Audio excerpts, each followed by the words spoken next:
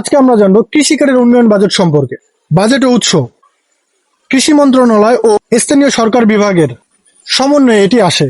UP বাজেটের প্রায় 10% কৃষি ও সেচ খাতের জন্য বরাদ্দ রাখার নিয়ম রয়েছে। এ খাতে বছরে প্রায় 3 থেকে 7 লক্ষ টাকা পর্যন্ত বরাদ্দ আসার সম্ভাবনা রয়েছে। এছাড়া সরকারের ব্লক প্রদর্শনীর বীজ ও সার প্রণোদনা সরাসরি উপজেলা কৃষি অফিস থেকে আসে। বাজেট বন্টন: এই বাজেট দিয়ে মূলত ব্লকের উপসহকারী কৃষি কর্মকর্তার পরামর্শে গ্রামীণ সেচ বা নালা সংস্কার, পাওয়ার টিলার বা সেচ পাম্পে ভর্তুকি এবং আপৎকালীন সময়ে কৃষকদের মাঝে বিনামূল্যে বীজ ও সার বিতরণ করা হয়ে থাকে। চেয়ারম্যানের ভূমিকা: চেয়ারম্যান হলেন ইউনিয়ন কৃষি কমিটির প্রধান।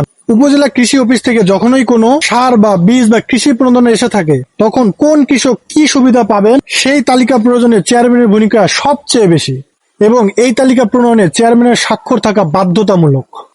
সাধারণ মানুষ কিভাবে জানবে?